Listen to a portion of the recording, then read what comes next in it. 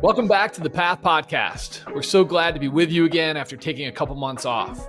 During that time, we've been listening to your feedback, reflecting on where we're headed, and preparing for what's next. We just want to say thank you to those of you who've been tuning in, sharing your thoughts, and most importantly, encouraging us to keep going. Our mission remains the same: to create a space for leaders to slow down, reflect, and do the deeper work it takes to become the best, most grounded versions of themselves. I'm Chris, and I'm here with Stuart and Toby. The three of us have come from very different professional backgrounds. We have a corporate CEO, a seasoned executive coach, and someone like me who stepped away from the high-stakes business world to pursue something more aligned and fulfilling.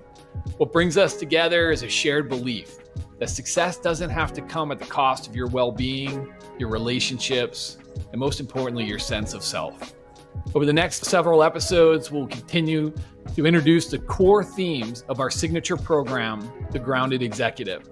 We won't be unpacking the full experience here, but we will be opening the door to the kind of conversations that are at the heart of that journey.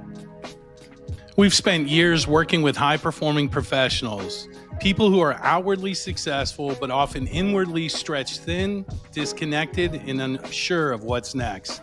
These upcoming episodes will explore the 5 foundational tenets of the grounded executive. The first foundation is purpose and values. The second is self-understanding and emotional regulation.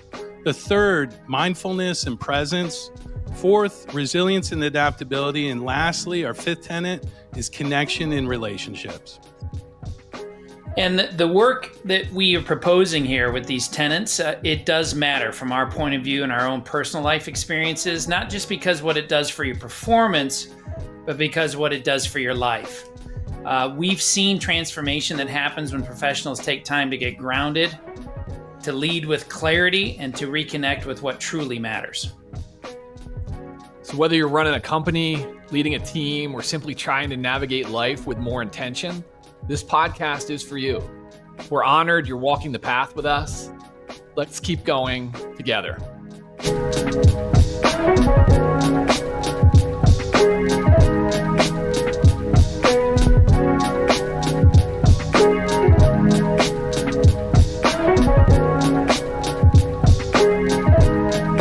All right.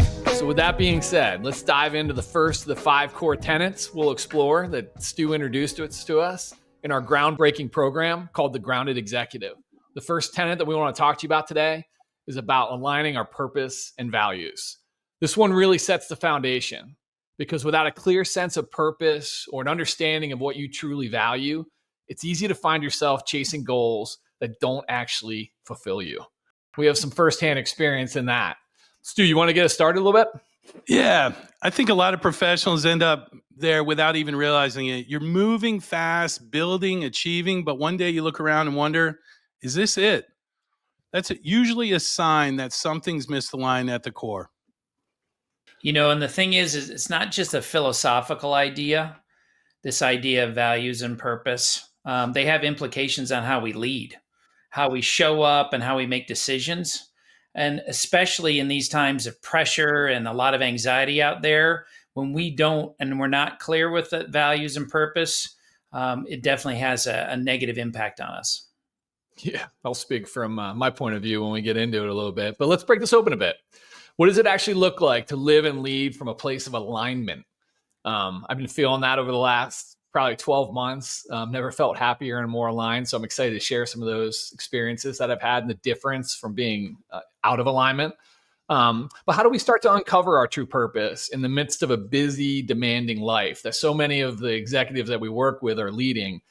We joke a lot on our calls that it's, we have these monthly calls with executives, and that's kind of our program through the executive coaching space. And it's interesting, like, just to even get on some of these guys' calendars, because they're so busy. And I remember this. Stu, you and I talk about this all the time. It's just like when we were executives, it was literally like, especially since COVID, I mean, we were running from one calendar entry to another, right? And half the time we didn't even eat lunch because we were so overpacked. And what we were missing is that space to reflect, to just pause, to just question how we've been living and what we've been doing and how we're showing up. And that's some of the stuff that we provide, and we'll absolutely go into it in depth in the Grounded Executive Program. But any experience there, bud? Yeah, I mean, I just think about the quote, the grind's never over. Like the grind is always constant. There's always something to get done. There's always the next challenge, the next goal to hit, the next person on board, whatever it may be. It just, the responsibilities for majority of the executives that are or not even executives, people that are are responsible for the performance of others or the well-being of others. There's this natural progression of wanting to take it all on. And what ends up happening is we end up running ourselves into the ground. And, the topic around purpose and values, it's funny. We can be, I don't know if you guys can relate to this, but I can be incredibly clear on my purpose, and my values to a large extent play that bumper or those boundaries to keep you that purpose in check and keep you in line with who you are. I think so many executives are clear on the purpose, but maybe are loose on their values. And that's where we start to deplete ourselves. That's where we say yes to everything and no to the wrong things. And we end up depleting. But I think this is a huge topic. But, especially around the fact, Chris, like you said earlier, everybody that's listening to this podcast right now at some form or fashion has multitude of responsibilities, either to themselves or the people that they care about. And how do you keep things in perspective so that we don't get smothered by our own drive for success or drive for fulfillment? How do we keep some boundaries there? Are values the boundaries, Tobe? I mean, is that kind of what are boundaries? Yeah, I mean, I think that boundaries is an interesting word there. I think that alignment is really what I feel when I talk about word. values. Like I always, how nowadays everybody's, what's the vision and what's the mission, and so the corporate conversations, which are very important for teams and companies, and I look at our purpose and values with. Purpose is our personal vision, and our values are the mission. Regarding like the how to. And for me, there's so much science around how it's connected to wellness when we're in congruence and in honoring our values. We know this. I mean, I just spent the last several days, as you know, in Vegas with some childhood buddies I grew up with. And it was interesting. I knew we were having this podcast, and I was thinking about and really feeling about when I'm in alignment with shared other individuals that share the values that I do. There's we all know it. There's a feeling for that. And when you think about the purpose side of it, for me, it's a lot about the goal that you have for your life. I always believe, people are meaning making and meaning seeking, and having a meaningful purpose about how you want to live your life is really the map. And I think, Chris, you shared with me that a purpose is a psychological anchor. I really love that. I think that's such an interesting, really cool way of looking at it metaphorically. I think it's also not only an anchor, but a map for us. And those values of ours, I think, are just the way in which we navigate this road that we're on. And it does. There's a social aspect to it, the people we keep around us. There's a health and well-being thing that you and I, all three of us on this call, know. When we're in alignment with where we're headed and we're in alignment with our purpose in life, we really don't spend a lot of time worrying about the things that we probably shouldn't, or not as much. And I get caught up with a lot of the little things. I don't know about you guys. Those things get my attention. And I don't normally think as much about them, or they're not so much on the dashboard, if you will, of my life when I know that I'm in that road to purpose. I love that. Hey, go back to alignment, man, because I think for many years, I equated success and alignment as the same thing. Right? Because society tells, hey, you got to be a provider. You got to do this. You got to get the nice cars, all that other stuff. So success, I was like, well, dude, I'm doing all the right things. I'm aligned. Like, what are you talking about? I got a big title. I got a nice car. I got a nice house. I got this great family. I'm successful. Like, I'm in alignment. But yet inside, the more success I had, almost, the more further away I got from like who I truly was and who I wanted to be. And I realize now in this space, now that I've had the time to actually reflect and really pause on it and actually teach other people and kind of coach them up, like, is it the same thing? Like, and why was I so I don't know if wrong's the right answer, but why, like, they're not the same thing. And No. for me, especially, like, I see myself now, and I've never been more aligned. And you guys know that, right? I'm probably annoyingly aligned because I'm so passionate and I'm so excited about what I'm doing. And it's like, I get off a coaching call and I'm like, I have a ton of energy because it's filled my cup because I'm so aligned with who I want to be and how I want to show up in this life. And I look back in my executive days, and the crazy thing is, guys, the company we worked for was phenomenal. Like, I mean, I couldn't have worked and had a better 25 years with a better organization. This was my personal path that I realized it didn't have anything to do with the company. Toby, it allowed me to have a resource like you as an executive coach to help me unpack these things. Stuart allowed me to meet you and build a great friendship with you over the last 24 years and a myriad of other folks.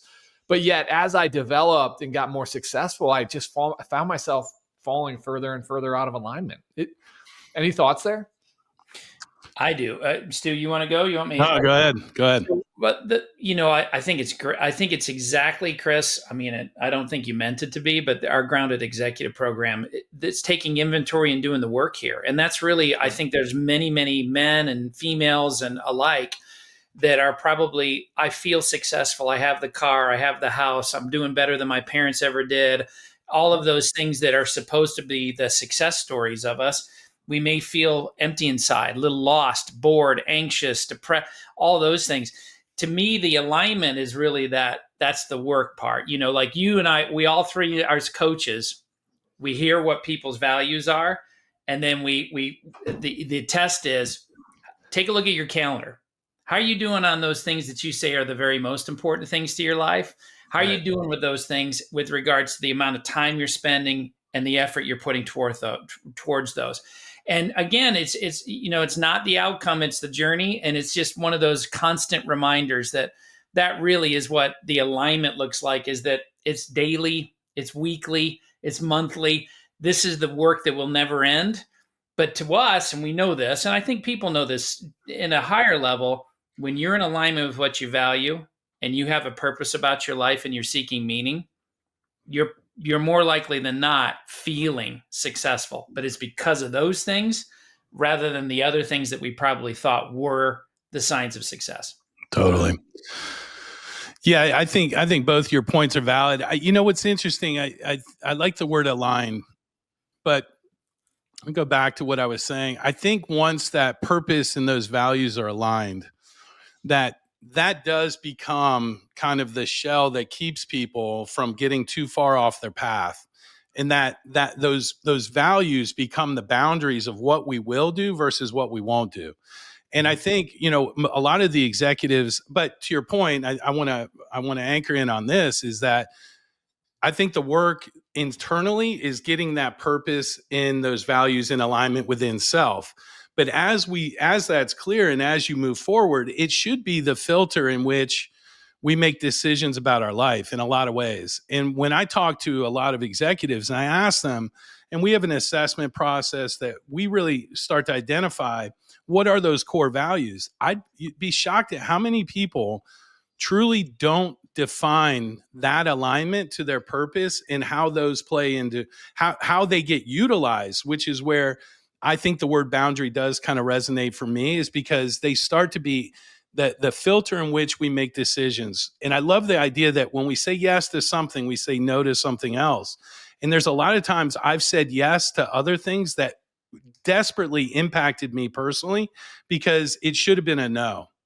I needed to figure out how to say yes to me more and no to the perception that I was trying, that perceptive, to your point, Weiss, that idea of ideal self, when I knew it wasn't aligned to who I am.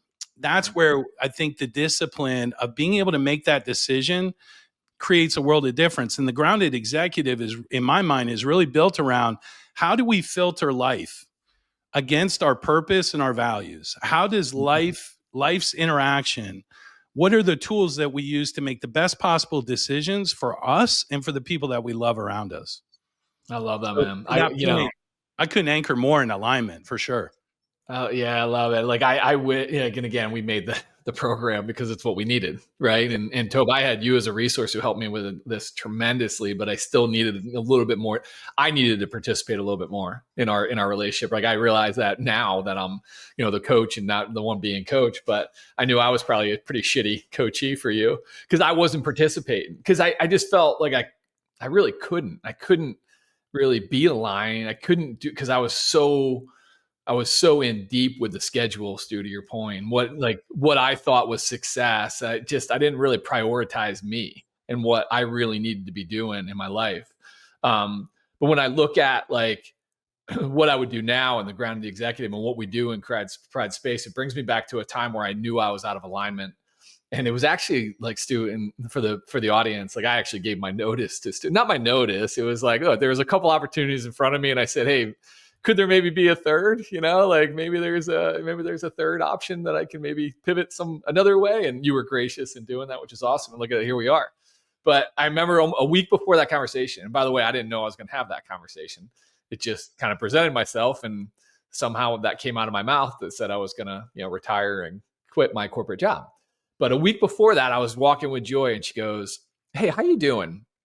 And I gave her some bullshit, example of like what I was saying. Well, I'm great. Everything's always great. You know me. Oh, everything's great. Yeah, I got this figured out. And then she goes, I don't know, like something's wrong. And that's not really Joy to push in too much.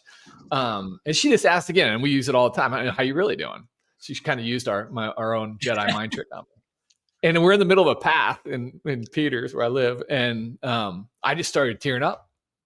Like literally just started tearing up in the middle of the path. And I remember feeling so handcuffed and so scared and just not knowing that I'm not on my right path, but like just surviving and grinding and still. And I remember my response was, I'm okay. And hey, in 4 years, we'll get another payout, if you will, right? It was always the next thing. And then I'll be fine. I'll be fine then, right? Like I just got to get through these next 4 years. Think about that. I just got to get through these next 4 years. Well, my kids are going to be done high school in 4 years. Like I got a freshman in high school right now, Tanner. So just another 4 years, hon, of being miserable and being not myself and not my authentic self. Just another 4 years. No big deal. To where you ask me how I'm doing on the middle of a path and Peters and I start crying. Everything's fine, right?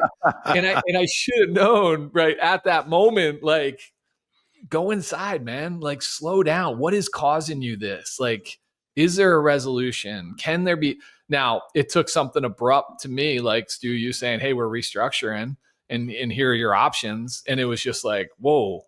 And I didn't know that was coming, but that was the first time in probably decades that I chose me and said, dude, I gotta go find me. Like, this is an unbelievable organization, but just for me, it's not aligning with who I want to be at this stage in my life. And I need to go do something else. So the grounded executive, we created it to provide executives that space. Again, hey, we're not looking for every executive to quit. I think we made that that was my path. That's bad business for us. Everybody that we work with, they all quit and go, become coaches.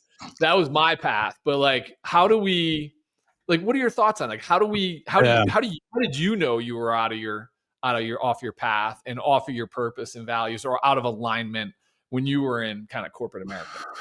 Yeah, I mean, my story is a little different than yours, right? I mean, I had a wonderful 27-year career of a ton of fulfillment. I mean, tremendous depths of development. I had some of the most unbelievable leaders in my career, that influenced and impacted me, not just at work, but at home. I mean, that 27-year career was phenomenal. So for me, it was like, there came a point, it was never about living outside of my ideal self. I was in the environment I was meant to be in. And in the roles that I had in that organization, I took great pride in and had great success in for the most part.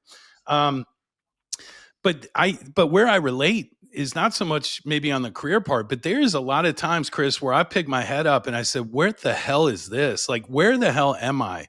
Is this really the life that I intended to build? Is this truly what my purpose is? Like, there was plenty of times where I always bring up the question of, or to a lot of people that I coach, I said, what would the 12-year-old version of you say about you today? Like what is all those dreams and hopes, and did you fulfill the goal? Right. Are they still there? Are they still a part of your purpose? But for me, it was, I would look around and say, am I in the right rooms? Are what people are talking about things that matter to me, that resonate with me? Are my values in this room, whether it be my coworkers? But for me, my biggest aha was on the personal side, far less than the corporate side, because the corporate side consumed so much of who I was and who I am, and it filled so many buckets of professional success and purpose, but it also built in my friendships. I mean, all my friendships were in kind of one location, and I took that for granted. And at one point, I remember being at a soccer game for one of my daughters, and I'm watching the parents come down and bring their chairs, and they're all huddling up, like, and catching up. And hey, it was fun last weekend. And I'm like down at the other side of the field, and they're coming to introduce themselves to me. And I'm like, hold on, this would never happen in a corporate environment. I would know everybody. I'd be high fiving. I'd be highly, but this part of my life is empty. Like, I have put zero investment. So here was this weird dynamic that in the corporate bubble, I was feeling all of this fulfillment and identity and success. And outside of my family, in my personal life, it was a happenstance. It was an afterthought. And that's where I picked my head up and I said, I'm out of balance. I'm not in alignment. I'm not getting that positive impact from the personal side. I'm relying everything in this bubble at work. And that became really heavy for me. So when it came time for me to say it was time to go, to be quite honest, it was kind of like, I've achieved enough in this environment. I've climbed to the top, but this other part of me is so empty, and I have the opportunity to go invest here. And that was to continue to invest in my personal development, but also this purpose of helping others and making that a full-time job, not just part of the job.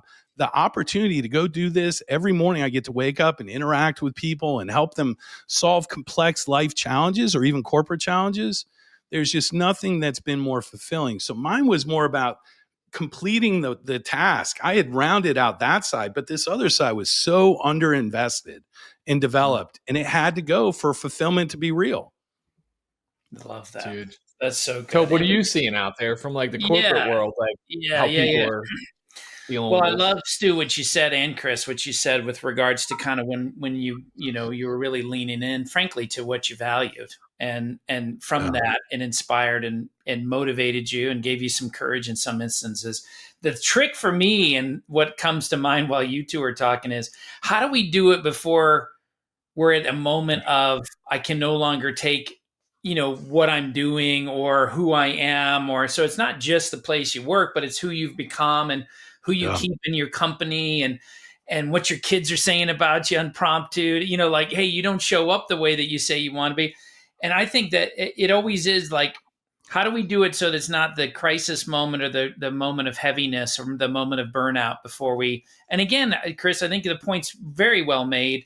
It's not about quitting your job. This is about finding purpose for yourself and identifying the values you care most about and trying to have those in alignment with one another. And the values obviously help with the direction of where you're headed. So, because again, I've just talked to a lot of people about, they have this, well, I don't want to do this and I don't want to do that.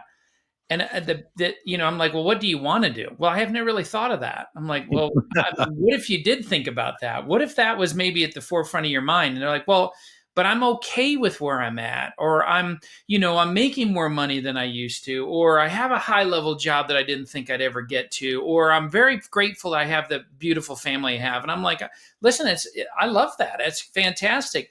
But what if, what's the impact if you don't have a map for yourself, some goals that are embedded in a purpose? What's the impact if you're not very aware and eyes wide open on what you really value in this life? What's the unintended consequence for that?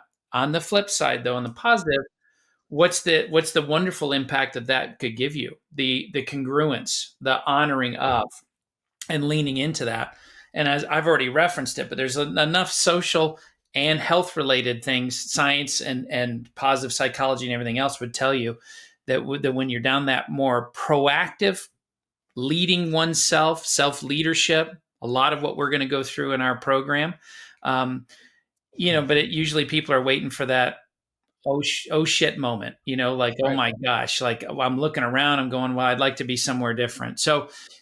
Anyway, that's what just came up when you guys were both talking on that. As I think the magic is how do you create a level of urgency, priority, and focus in this space of purpose and values, rather than coming from a place of, well, I have to because I'm so miserable. Yeah, it's so funny you bring that up, Toby, because I was on a lot of my clients right now are at the beginning of the year kicking off strategies, and they're doing their financial reviews and all that good stuff. What just dawned on me when you were talking, when I think about the level of preparation for these presentations, and I did them myself throughout my career, weeks, multiple people involved with the build out, the design, the outcomes, what gets measured, how it gets measured, all of that. But yet when it came to me, I approached my job with such militant, focus and discipline. But when it came down for me to set my plan, to set my strategy, there were so many opportunities for me to redesign the plan. I gave myself an out on everything or didn't put any depth into it. But I just find it's like a light bulb just went off on how much effort I've put into external impacts that I make versus the amount of time that I put on the internal impacts on myself. Yeah. And I think when you ask, like, when you're in the middle of chaos, right? I think that's one of them. It's like, how much preparation am I putting into my business, and what gets focused on? And we grew up with a saying, what gets measured gets done. It's like, how much accountability did I really put on myself for that other part of my life, and that balance. And I think the grounded executive, what really is going to be this idea of community and of multiple experiences of men from multiple areas and backgrounds coming into a place to where there's curiosity and where there's best practices that can be shared. But more importantly, that we get back grounded in the intentionality behind a purpose-driven life. Like, it is not something that just hope is a terrible strategy. It has to be something that we're convicted about. And just like in business, if we're not convicted about it, we don't get the ROI. Right. But how much do we take this serious? Yeah, I love that. Real quick, what do you like? I sat in the middle of that path in tears, right? And I didn't like, if Stu didn't come to me saying, like, we're restructuring, I'd still be there, bud.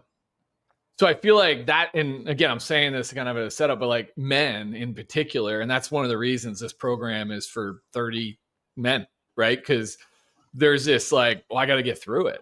I can't be weak. Like, I remember feeling embarrassed that I was tearing up. Like, and I had no control of it, by the way. Zero control over these emotions that were flowing.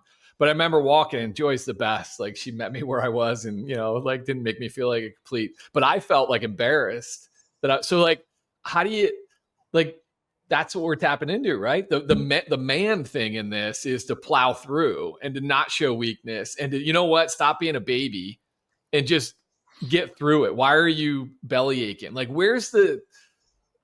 how do you get them to go internal, man? How do you get them to go inside? Yeah, well, that's a great question.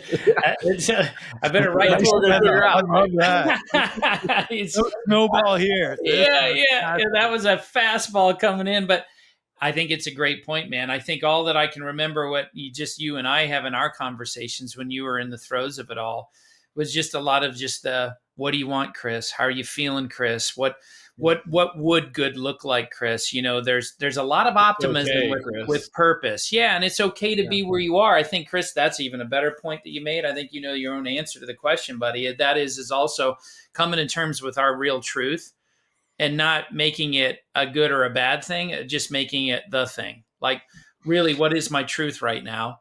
with regards to where I'm at in my life and where I'm happy and where I'm not, where I'm grateful and where I'm, feeling distress or whatever else. It's always, we talk about this, guys. I mean, true path, for crying out loud. It starts with truth. Any road that's built on anything but truth is definitely a road that is not going to end you where you want it to go. So I think it's really that validation. Certainly I don't know that it's just men. I know men is what we're focusing our conversation around, but it's females and men alike that just, really anchoring into what's true about this moment for me. And then ultimately, what do I value? It's easy exercises. You pick from a list, or you could go anywhere to find like a list of values, but you get and identify what those ones that you, and I would always say, don't use your head, use your heart. Like, what makes you feel good when you say this value of learning, this value of loyalty, this value of family? There's a feeling to it. And I think that that's a beautiful place to kind of, again, taking people from this maybe doom and gloom, embarrassment moment, this, oh my, revelation of, I don't want to live my life any further this way. And, that's the farthest end of it all. But people find themselves in those spaces. And I think it's not BSing that, but once you've identified it, now what? Like, what do we want to do about all this? And that's a convo you and I had, Chris. It's like you finally decided, like, hey, I'm in on this coaching relationship. I'm going to lean in and do some homework before we talk next. I'm going to take some personal inventory and slow down. I'm going to name my embarrassment and my shame or my worry or whatever it was. But I'm also going to bring to you, if I was daydreaming out the window, what would good look like in this life I get to live and the things I'd like to do? You and I both know all that is a values exercise. That's what that was. And then the purpose becomes the goal, becomes the ideal state, becomes that wonderful place we get to. And I always say, you guys hear me say it, and I know we all three of us say, hope's not a strategy. The beautiful thing about a purpose and goals is it's embedded in hope. It gives you a positive feeling. And the greatest leaders we're ever around, they have a high level of optimism. And so an optimistic viewpoint of yourself, imagine that, coupled with the talent you bring and the person you are, I think then we're cooking with gas, as they like to say. I think what I come down is what happens when you're at that crossroad, at least for me, it's like the choice of really choosing between keeping this a me issue and internally, or the art of vulnerability and that ability to speak what that feeling is to a trusted partner, friend, coach, boss, what have you. But Chris, I go back. I looked at you from a different angle, right? It wasn't that you and I just started working together. We had 20 something years prior to that moment, right? And there was plenty of tension and plenty of frustration. I lived it with you, a large chunk of it. But when it came down to that decision and you choosing you in that moment, there was something super powerful of it, but there was also this ability for you to be vulnerable with Toby and with Joy and with other people in your life and your friends, to be able to validate that the emotions and the feelings that you're feeling are real and they're normal and they're okay. To Toby's point, I love the idea of hope, but I also love the idea of, doing the work. Like, the work is the discipline. That is the intentionality behind hope. Right? That positive future of where we're going. But we can dream all we want. We've got to put some action towards it. And that's where I think, to me, that vulnerability starts so much good. It's a ripple effect of positivity when we say we're out of alignment. And to be able to share that with someone like my wife, to look at Shelly, when I got out of my career, I was super out of alignment. Like, it was better for my wife and I when I was working, because we got into a system, there was a routine. And then all of a sudden I show up, with a lot of time on my hands, a lot of boredom. And, she didn't want to hurt me. So she played along. Well, it got to a point where there was tension, until she looked at me and said, "Hey, I got to be honest with you. Like, you got to find some place to go, bro. Like, you can't keep just sitting in the living room or in the dining room and asking me 5 times, where am I going? Like, shut up." There was this point where that vulnerability, it was like, I was already feeling that, but her saying that, there was just a connection to change. Now all of a sudden there was action and support. And now I had a community around the change I wanted to have. So again, I just want to stress the importance of vulnerability when you're in the middle of that path and lost. God, I love that. And I also love that social aspect of shared values. Shelly's on the same page with Same you page. on your values. And so when she sees that you're off on those, you're not honoring those, she course corrects you. And again, you also have a value of candor and truth and like you really Nailed it. all three of us do, right? And so she's practicing and exercising the value with you of truth telling. And so again, it's we are who the company we keep. And it's like it's interesting though, as we get later on in life, some of those friends I used to have don't have anymore because we have different values in where we are with life. Totally. We also have a different purpose about how we want to live that life. So I think that's brilliant. I think the other point that you made that I loved was I use it as like the dad thought, right? Like we all want to be the best fathers we possibly can be. I know that to be true with the two of you. And the work though that you said, Stu, is that in itself isn't enough. It's we've got to lean into the values of being a great father in the way that we want to be, being present, being a better listener, not always whatever our things might be. So it's again how the wonderful like mix of a purpose and values and how they really connect with one another. But you can't have one without the other. No. Because if you have a bunch of values, you can feel very good about where you are. But if you don't know where you're going, it's the old Alice in Wonderland. Any road will take you there, right? Conversely, if you've got a great idea of where you want to be in this life, but you're not grounded in the values that it takes to do that, you're disconnected. I think it's you just nailed it for me, Stu. Yeah. So how do we let's kind of pivot a little bit to like practices. We're not going to get to the depth and for all the listeners, like we'll get super deep in this program, right? In the Grounded Executive Program, we'll create the space for you to really understand your values, understand your purpose, and start to unpack that with you. And I think that's what Toby was for me when I was in an executive role. And it brought a lot of just awareness and self-understanding, which is another tenet that we'll get into in the Grounded Executive, but we'll unpack that. But like kind of bite-sized pieces, guys. Is there anything that help you reconnect now, like small little bites that help you reconnect to your values and purpose to kind of leave the listener with for the podcast? Easy exercise that I would hope that people have done. If you haven't done, I think you should get a list of values. From those values, identify probably your top. I always say go with your top 5, but then I'm like, hey, if you really needed to pick your 3 best out of those 5, what 3 would you pick? Those are the ones that I would say I want to be known by. I want my personal brand to be represented. Like if people know me, they would say, hey, these are his 3 values. That's what I would do is get very, very clean and clear before you get into how those are going to show up in motion, how by honoring those would look. But I would make sure that you're there. And I think the litmus test on that is if you've got a significant other, ask that person what you think your values might be from this list. It's a fun exercise to go through, and it's fun in some regards, scary in others. Scary, yeah. I had my kids do that once. And they were of little boys at that time. And I'm like, hey, what do you think dad's values would be? And they listed off the values and work was number 1. And again, I think work, I'm passionate about that. It can be in the top 3. I just don't know that I need my boys to be thinking that's my numero uno because it was out of alignment with me as I had family number 1. So I felt like those were sometimes competing. They don't always have to be, but you got to be very, very clear about how you're going to balance that.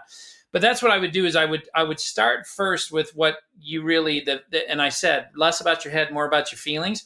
Those words that really mean something and feel something to you, I would start there. It would be my beginning for the audience. Stu, what do you think? Yeah, that's a good one. I was just thinking back as a recovering people pleaser by nature. I think what comes to mind in this journey is how much of my purpose and my values is really mine and not the acceptance of people outside of me. Meaning, whether that's even your spouse or parents or, your friends or some kind of unfulfilled, accomplishment that's out there. I think there was a period of time where I adopted the values and the purpose of others and drifted into that. And I think that one of the questions I started to ask myself in the last probably 10 years is, are these values mine or the people that I am surrounded by? Not that it needed to change, not that it needed to influence anything, but just the cognizant awareness again. And that's why maybe I keep leaning on that word of boundaries, is to understand how to remain you in environments that are testing that fortitude, whether it be in corporate environments, family, extended family, what have you. There's an opportunity to acknowledge other people's values and purpose, but not kind of latch on to them and make them yours. That's where I got lost in a lot of times in my life. Is I was so insecure about who I was, but so easily manipulated to be somebody else's purpose and somebody else's values. And that's where a lot of my pain came at the end, was looking up and going, I don't know who this guy is. I've fulfilled dreams for everybody else, but what about this guy? So again, I think my quick hot take is develop, to Toby's point, the alignment towards your personal values and your purpose, and be aware of the environment and the people that you're closest around, what their values and their purpose are, and understand the separation between the two. I think it would have saved me a lot of pain. Yeah. Love that, man. Yeah. Mine's just super easy. Well, it's not super easy. It's super easy to understand, but it's hard to do. Just stillness and journaling, and really taking some inventory on the feels. And this could be the day after, the day of, whatever, but really cataloging, your day, and throughout your day, like what brought you the feels, the good feels, like what lightened you up, what filled your bucket, and really starting to catalog that and start to understand, like when I'm with my kids, I lighten up, even though, one couple of them are in high school and they want nothing to do with me. It's still like being around them. I find myself just with a lot of energy and a lot of enthusiasm, and just wanting to be there, just really happy, really, really content. When I go running, I love the feeling of just getting out in the morning and the sun coming up and just doing something good for myself. So like health and wellness is a huge value of mine. I come in and I'm ready to go, right? 6 of the kids are waking up, they're getting ready to go to school, and dad's already been out for a few miles and he feels great, and I know that about myself. So just finding that space, giving yourself that space, prioritizing yourself to take that space to really catalog the feels that you have.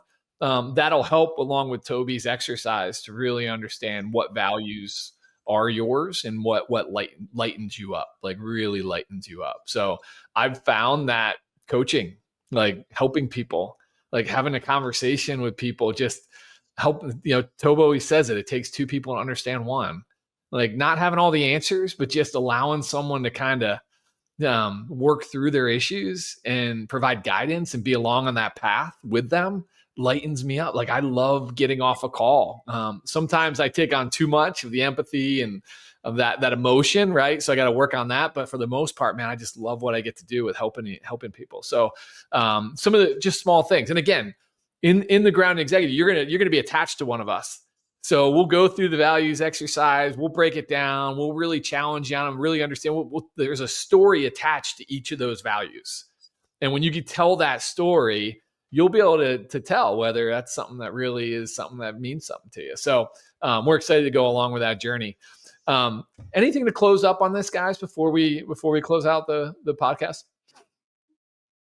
I'll just say this because it's top of mind, and I'm passionate about this. For anybody that's listening that thinks this doesn't apply to them, I just encourage you to take a hard look in the mirror and ask yourself if that's true. I know so many men in my life and in corporate environments and outside that the topics that we're talking about during this Grounded Executive over the next 5 weeks or so, as we put out this content, I just hope more people get comfortable in the uncomfortable. And the fact that this is, I think, a large extent the future of leadership, and certainly a massively needed gap right now are leaders that are very, very self-aware, grounded, and in emotional control, and understand how to drive business forward. So I think some could hear this and go, oh, that touchy-feely crap, here we go again, values and purpose, that's a thing on a document you do with HR. And it's like, it could be all of that. And maybe that's why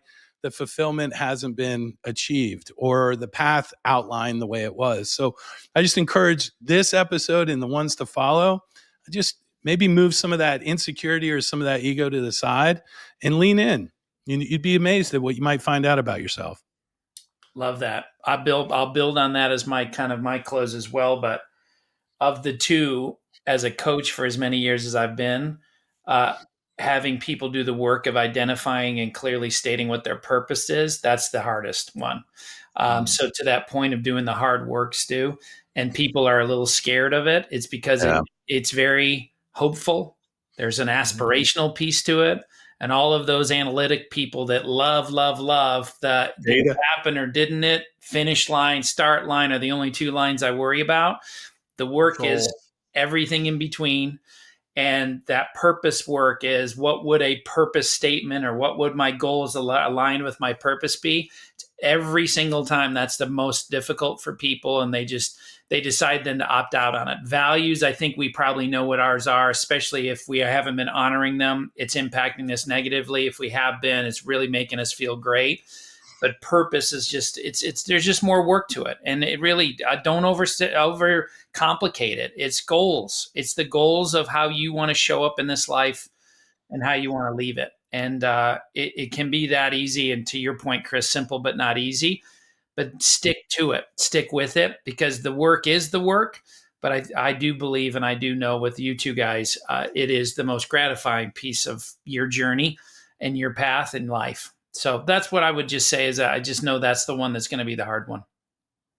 The cool part of this program is we get to go through it too. We build it based on what we needed, but like I could go through the value, because I think now where I am versus where I was, I'd be interested to see if they're different. Totally. And my purpose statement could be a little outdated too. So I'm excited to go through with it. And that's what we also want to let everybody, like, we don't have this figured out. Like, we're still, like, this whole program is scary to us, and we're trying to put it out. So we're going through everything that other people are, and we don't have it all figured out, but we're excited to be on the path and the journey with you.